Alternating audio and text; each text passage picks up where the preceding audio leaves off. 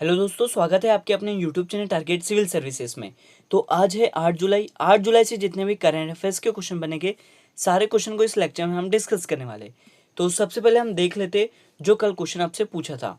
तो क्वेश्चन पूछा गया था कि प्रतिवर्ष अंतर्राष्ट्रीय योग दिवस कब मनाया जाता है।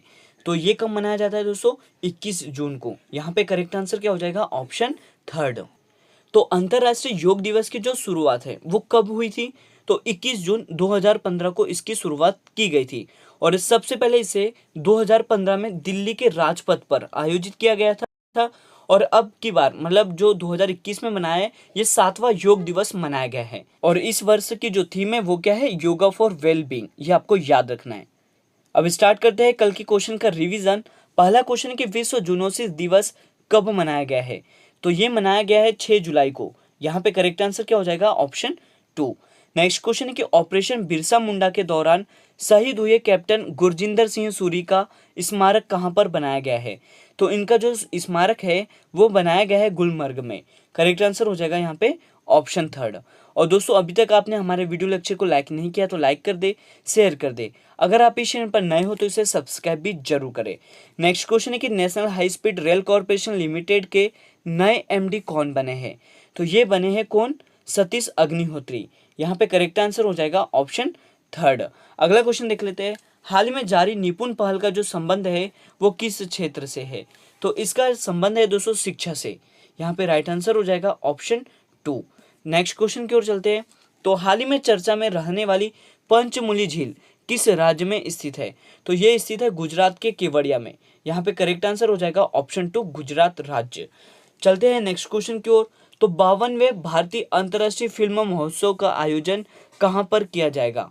तो इसका आयोजन होने वाला है गोवा राज्य में। तो यहाँ पे राइट आंसर हो जाएगा ऑप्शन 2। नेक्स्ट क्वेश्चन है कि अंतर्राष्ट्रीय महिला क्रिकेट में सबसे ज्यादा रन बनाने का जो रिकॉर्ड है वो किसके नाम है? तो ये है दोस्तों मिताली राज के। यहाँ पे राइट आंसर हो जाएगा ऑप्शन 1। और नेक्स्ट क्वेश्चन है कि हाल ही में अमेरिका देश ने स्वतंत्रता की कौन सी वर्षगांठ मनाई है? तो ये मनाई है 245वीं। यहाँ पे करेक्ट आंसर क्या हो जाएगा? ऑप्शन 4। अगले क्वेश्चन की ओर चलते हैं कि 4 जुलाई 2021 को किसने ऑस्ट्रेलियन ग्रैंड प्रिक्स का खिताब जीता है? तो ये जीता है मैक्स वेरस्टेपेन ने। यहाँ पे करेक्ट आंसर हो जाएगा ऑप्शन थर्ड। और रिवीजन का लास्ट क्वेश्चन है कि हाल ही में चर्चा में रही ऑपरेशन खुखरी नामक पुस्तक के लेखक कौन है? तो इसके लेखक है दोस्तों राजपाल पुनिया और दामिनी पुनिया। तो यहाँ पे करेक्ट आंसर हो जाएगा ऑप्शन 4, क्योंकि यहाँ पे 1 और 2 दोनों ऑप्शन सही है। तो अभी स्टार्ट करते हैं आज के करंट अफेयर्स। पहला क्वेश्चन है कि 7 जुलाई 2021 को अभिनेता दिलीप कुमार का निधन हो गया है। उन्हें किस वर्ष दादा साहेब फाल्के पुरस्कार से सम्मानित किया था? तो वर्ष 1994 में दिलीप कुमार जी को दादा साहेब फाल्के पुरस्कार से सम्मानित किया गया था। तो दिलीप कुमार जी का जो निधन है वो 98 वर्ष की उम्र में हो गया है। और इनकी दोस्तों पहली फिल्म कौन सी थी? तो ये ज्वार भाटा थी। ये भी। और साथ ही दोस्तों सबसे ज्यादा फिल्म फेयर अवार्ड जीतने का जो रिकॉर्ड है वो किसके नाम है? तो दिलीप कुमार जी के नाम ही है। और मैं आपको बता दूं कि इन्हें सन 2015 में पद्म विभूषण से भी सम्मानित किया गया था। तो ये सारे इंपॉर्टेंट पॉइंट है जो आपको याद रखना है कि जो दिलीप कुमार जी है इनका जन्म कहाँ पर हुआ था? तो पेशावर पाकिस्तान में हुआ था। और इनका जो निधन है वो 98 वर्ष की उम्र में हो गया है। और इनकी पहली फिल्म कौन सी थी? तो ज्वार भाटा थी। और वर्ष 1994 में दिलीप कुमार जी को दादा साहेब फाल्के पुरस्कार से सम्मानित किया गया था। और इनको सबसे ज्यादा फिल्म फेयर अवार्ड जीतने का भी रिकॉर्ड इन्हीं के नाम है। और साथ ही आपको याद रखना है कि 2015 में इन्हें पद्म विभूषण से भी सम्मानित किया था। तो ये सारे इंपॉर्टेंट पॉइंट है जो आपके एग्जाम में पूछे जा सकते हैं। अब चलते हैं दोस्तों नेक्स्ट क्वेश्चन की ओर। क्वेश्चन है कि एएफसी महिला एशिया कप 2022 का आयोजन कहां पर किया जाएगा? तो इसका आयोजन होने वाला है मुंबई और पुणे में। यहाँ पे करेक्ट आंसर क्या हो जाएगा? ऑप्शन 1। तो जो एएफसी महिला एशियन कप 2022 है इसकी मेजबानी कौन करेगा? तो मुंबई और पुणे इसकी मेजबानी करने वाले हैं। और साथ ही मैं आपको बता दूं कि जो एएफसी है इसका संबंध है फुटबॉल से, ये आपको पता होना चाहिए। और यहाँ पे दोस्तों आपके लिए क्वेश्चन है कि जो संतोष ट्रॉफी होती है इसका संबंध किस खेल से होता है? ये आपको कमेंट सेक्शन में इसका जवाब देना है। और साथ ही यहाँ पे कुछ इंपोर्टेंट पॉइंट डिस्कस कर लेते हैं, जैसे कि हॉकी वर्ल्ड कप 2023 का आयोजन कहाँ पर किया जाने वाला है? तो इसका आयोजन होने वाला है दोस्तों उड़ीसा में। ये पता होना चाहिए। और सेकंड पॉइंट है कि जो आईसीसी वर्ल्ड कप है इसका आयोजन मतलब 2023 का आयोजन कहाँ पर किया जाएगा, तो इसका आयोजन किया जाएगा इंडिया में। और थर्ड पॉइंट आपको याद रखना है कि जो 2022 का फीफा वर्ल्ड कप है ये कहाँ पर आयोजित किया जाएगा, तो ये आयोजित किया जाएगा कतर दोहा में, ये भी आपको याद रखना है। तो अब चलते हैं नेक्स्ट क्वेश्चन की ओर। क्वेश्चन है कि मुख्यमंत्री कर्म तत्पर अभियान योजना किस राज्य से संबंधित है, तो इसका जो संबंध है वो उड़ीसा राज्य से है। यहाँ पे करेक्ट आंसर क्या हो जाएगा, ऑप्शन 2। तो दोस्तों मैं आपको बता दूं कि जो मुक्ता योजना है मतलब मुक्ता का ही यहाँ पे फुल फॉर्म है कि जो मुख्यमंत्री कर्म तत्पर अभियान, ये किसका फुल फॉर्म है, मुक्ता का। और इस योजना को शुरू किया है उड़ीसा राज्य में। तो यहाँ पे मैं आपको बता दूं कि इसका जो उद्देश्य है वो क्या है, तो वर्षा जल का संरक्षण करने के लिए 10,000 संरचनाओं का विकास किया गया है। इस योजना के तहत क्या किया गया है, तो वर्षा जल का संरक्षण करने के लिए 10,000 संरचनाओं का विकास किया गया है। तो यहाँ पे करेक्ट आंसर क्या हो गया, ऑप्शन 2। चलते हैं नेक्स्ट क्वेश्चन की ओर। तो क्वेश्चन है कि किस भारतीय एजेंसी ने world most innovative investment promotion agency पुरस्कार 2021 को जीता है, तो ये जीता है दोस्तों इन्वेस्ट इंडिया ने। यहाँ पे करेक्ट आंसर क्या हो जाएगा, ऑप्शन 2। तो ये जो इन्वेस्ट इंडिया है यह भारत की राष्ट्रीय निवेश संवर्धन और सुविधा एजेंसी है और इस एजेंसी को 2009 में उद्योग और आंतरिक संवर्धन विभाग के गैर लाभकारी उद्यम के रूप में स्थापित किया गया। और इन्वेस्ट इंडिया ने निवेश प्रोत्साहन एजेंसी, निवेश लक्ष्यीकरण और सुविधा क्षेत्र में वैश्विक सर्वोत्तम प्रथाओं को लाने के लिए most innovative investment promotion agency 2021 का पुरस्कार जीता है।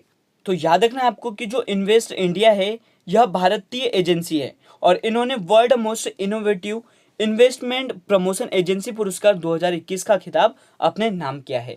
चलते हैं नेक्स्ट क्वेश्चन की ओर। क्वेश्चन है कि हाल ही में कोविन ग्लोबल कॉन्क्लेव का जो उद्घाटन है वो किसने किया है, तो इसका उद्घाटन किया है हमारे देश के प्रधानमंत्री नरेंद्र मोदी ने। यहाँ पे करेक्ट आंसर हो जाएगा दोस्तों ऑप्शन 2। तो याद रखना है आपको कि जो प्रधानमंत्री नरेंद्र मोदी जी है इन्होंने कोविन ग्लोबल कॉन्क्लेव का उद्घाटन किया है और इसकी जो अध्यक्षता है वो किसने की है, तो स्वास्थ्य मंत्री डॉक्टर हर्षवर्धन ने इसकी अध्यक्षता की है। और दोस्तों यहाँ पे हम बात कर रहे हैं कोविन की, तो कोविन प्लेटफॉर्म पर वैक्सीन से संबंधित संपूर्ण जानकारी उपलब्ध होती है। और मैं आपको बता दूं कि 16 जनवरी 2021 से कोविड टीकाकरण अभियान की शुरुआत की गई थी और जो पहला टीका है वो मनीष कुमार जो कि सफाई कर्मचारी हैं दिल्ली के, इन्हें लगाया गया था। और साथ ही दोस्तों मैं आपको बता दूं कि जो टीका उत्सव है वो कब से कब तक चलाया गया था, तो ये 11 अप्रैल से 14 अप्रैल तक चलाया गया था। और ये किसकी याद में, मतलब 11 अप्रैल को ज्योतिबा फुले की जयंती होती है और इन्होंने दोस्तों सत्यशोधक समाज की स्थापना की गई थी, तो इन्हीं की याद में टीका उत्सव 11 अप्रैल को चलाया गया था। हाल ही में कर्नाटक के नए राज्यपाल किसे नियुक्त किया है, तो ये नियुक्त किया है थावरचंद गहलोत जी को। यहाँ पे करेक्ट आंसर हो जाएगा ऑप्शन 2।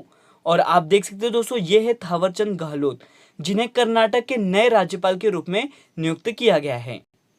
तो दोस्तों इस क्वेश्चन को हम बहुत ही डिटेल में समझने वाले हैं। तो यहाँ पे दोस्तों हम बात कर लेते हैं राज्यपाल से रिलेटेड कुछ इंपॉर्टेंट आर्टिकल की। जैसे कि हम बात करें 153 आर्टिकल मतलब अनुच्छेद 153 की, तो इसमें कहा गया है कि एक राज्य का एक राज्यपाल हो सकता है या फिर एक राज्यपाल एक से अधिक राज्य के राज्यपाल भी हो सकते हैं, ये आपको याद रखना है। जैसे कि हम बात करें आनंदीबेन पटेल की, तो ये उत्तर प्रदेश राज्य की राज्यपाल थी, लेकिन इनके पास अतिरिक्त प्रभार किसका था, मध्य प्रदेश राज्य का। लेकिन अब तो मध्य प्रदेश के जो राज्यपाल है वो कौन बन गए हैं, मंगू भाई पटेल, ये आपको याद रखना है। और राज्यपाल के पास अगर हम बात करें अध्यादेश की जो शक्ति होती है वो किस अनुच्छेद में दी गई है, तो 213 में। और पहली महिला राज्यपाल कौन थी, तो ये सरोजिनी नायडू थी जो कि उत्तर प्रदेश राज्य की थी। ये सारे इंपॉर्टेंट पॉइंट है जो आपको याद रखने हैं। तो यहाँ पे दोस्तों हम बात कर लेते हैं 8 राज्यों में जो नए गवर्नर बने हैं। तो सबसे पहले हम बात करें कि जो पहली बार राज्यपाल बने हैं वो कौन है, तो मंगू भाई पटेल जो कि मध्य प्रदेश के गवर्नर बने हैं, और थावरचंद गहलोत ये कर्नाटक के गवर्नर बने हैं, और राजेंद्र जी आर्लेकर ये हिमाचल प्रदेश के गवर्नर बने हैं, और साथ ही जो हरिबाबू है ये कहाँ के गवर्नर बने हैं, तो ये मिजोरम के गवर्नर बने हैं। और यहाँ पे हम बात कर लेते हैं जिनके राज्य बदले गए हैं। तो त्रिपुरा से झारखंड में स्थानांतरण किया है रमेश बैस का, और बंडारू दत्तात्रेय ये हरियाणा के गवर्नर बने हैं, और जो सत्यदेव आर्य है ये त्रिपुरा के गवर्नर बने हैं, और श्रीधरन पिल्लई है ये गोवा के नए गवर्नर नियुक्त किए गए हैं। तो ये सारे इंपॉर्टेंट पॉइंट है जो आपको याद रखने हैं। और आपके लिए नेक्स्ट क्वेश्चन है कि किस देश ने मौसम की सटीक भविष्यवाणी के लिए एक नया उपग्रह फेंगयुआन 3E लॉन्च किया है? तो ये लॉन्च किया है चीन ने। यहाँ पे करेक्ट आंसर क्या हो जाएगा? ऑप्शन 4। और यहाँ पे सबसे पहले हम बात कर लेते हैं सैटेलाइट की, मतलब उपग्रह की। तो ऐसे पिंड जो गुरुत्वाकर्षण बल के प्रभाव ग्रह के चारों तरफ चक्कर लगाते हैं, मतलब परिक्रमा करते रहते हैं, उसे उपग्रह सैटेलाइट कहते हैं। और जो सैटेलाइट होते हैं ये दो प्रकार के होते हैं। एक होता है प्राकृतिक सैटेलाइट, मतलब प्राकृतिक उपग्रह, और सेकंड होता है कृत्रिम उपग्रह। तो चीन ने एक नया मौसम उपग्रह फेंगयुआन 3E सफलतापूर्वक प्रक्षेपित कर दिया है। और यह देश की मौसम पूर्वानुमान क्षमता को बढ़ाने के अलावा विश्व के बर्फ से ढके हिस्से और समुद्र की सतह के तापमान की निगरानी भी करेगा। और इस उपग्रह का इस्तेमाल 11 रिमोटिंग सेंसिंग पेलोड ले जाने में और देश के मौसम की सटीक भविष्यवाणी की क्षमता बढ़ाने के क्षेत्र में किया जाएगा। और यहाँ पे हम बात कर लेते हैं चीन की, जो कि एशिया महाद्वीप में स्थित है। और चीन की राजधानी बीजिंग है। और चीन की जो करेंसी है वो रेनमिनबी भी है। और चीन के राष्ट्रपति भी याद रखना है, वो कौन है? Xi Jinping. तो याद रखना है ये सारे पॉइंट। अब चलते हैं नेक्स्ट क्वेश्चन की ओर। क्वेश्चन है कि उत्तराखंड के नए मुख्य सचिव कौन बने हैं? तो ये बन गए दोस्तों सुखबीर सिंह संधू। यहाँ पे राइट आंसर क्या हो जाएगा? ऑप्शन 2। और आप देख सकते हो दोस्तों, ये है सुखबीर सिंह संधू, जो कि उत्तराखंड के नए मुख्य सचिव बने हैं। तो दोस्तों ये जो सुखबीर सिंह संधू है, ये वर्तमान में राष्ट्रीय राजमार्ग विकास प्राधिकरण, मतलब NHAI के चेयरमैन हैं। और उत्तराखंड की यहाँ पे हम बात करें तो यहाँ पे वर्तमान में जो मुख्यमंत्री है वो पुष्कर सिंह धामी है। और उत्तराखंड के गवर्नर बेबी रानी मौर्य है। और उत्तराखंड के जो मुख्य न्यायाधीश है वो राघवेंद्र सिंह चौहान है। तो याद रखना है दोस्तों, ये सारे इंपॉर्टेंट पॉइंट है जो कि उत्तराखंड से रिलेटेड है। और साथ ही आपको एक इंपॉर्टेंट पॉइंट याद रखना है कि उत्तराखंड के जो जिम कॉर्बेट है, मतलब हेली नेशनल पार्क है, ये भारत का सबसे पुराना राष्ट्रीय उद्यान है, जिसकी स्थापना 1936 में हुई थी। और ये कहाँ पर स्थित है? तो ये उत्तराखंड में स्थित है। अब नेक्स्ट क्वेश्चन देख लेते हैं। तो हाल ही में खादी प्राकृतिक पेंट के ब्रांड एम्बेसडर कौन बने हैं? तो ये बन गए हैं नितिन गडकरी। यहाँ पे करेक्ट आंसर क्या हो जाएगा? ऑप्शन 3। तो याद रखना है आपको कि जो खादी प्राकृतिक पेंट है, इसके ब्रांड एम्बेसडर कौन बने हैं? नितिन गडकरी। तो दोस्तों मैं आपको बता दूं कि ये जो खादी प्राकृतिक पेंट है, इसको गाय के गोबर से बनाया जाता है। तो यहाँ पे करेक्ट आंसर आपको याद रखना है क्या है? नितिन गडकरी। अब चलते हैं दोस्तों आज के लास्ट क्वेश्चन की ओर। क्वेश्चन है कि हाल ही में kho kho federation of India का नया अध्यक्ष किसे चुना गया है? तो ये चुना गया है सुधांशु मित्तल को। यहाँ पे करेक्ट आंसर क्या हो जाएगा? ऑप्शन 3। और आप देख सकते हो दोस्तों, ये है सुधांशु मित्तल, जिन्हें kho kho federation of India के नए अध्यक्ष के रूप में नियुक्त किया गया है। यहाँ पे हम बात कर लेते हैं दोस्तों kho kho federation of India की, जिसकी स्थापना 1956 को की गई थी। और दोस्तों मैं आपको बता दूं कि जो खो खो होता है, मतलब ये इस खेल में कुल कितने खिलाड़ी होते हैं? तो इसमें 9 खिलाड़ी होते हैं, ये आपको याद रखना है। और देख लेते हैं दोस्तों आज का जो क्वेश्चन ऑफ द डे है आपके लिए, कि 1 जुलाई 2021 को भारतीय स्टेट बैंक ने कौन सा स्थापना दिवस मनाया है? तो इसका सही जवाब आपको कमेंट सेक्शन में देना है। और साथ ही दोस्तों आपको बताना है कि जो स्टेट बैंक ऑफ इंडिया है, इसे पूर्व में, मतलब पहले इसे किस नाम से जाना जाता था, और इसकी जो SBI है, इसकी स्थापना कब की गई थी, और इसका मुख्यालय कहाँ पर स्थित है? इन सभी क्वेश्चन का जवाब आपको कमेंट सेक्शन में देना है। तो आज का जो वीडियो लेक्चर है वो यहीं पर एंड होता है। अगर ये वीडियो लेक्चर आपको अच्छा लगा हो तो इसे लाइक करिए, शेयर करिए। अगर आप इस चैनल पर नए हो तो इसे सब्सक्राइब भी जरूर करें। Thank you so much guys for watching this video.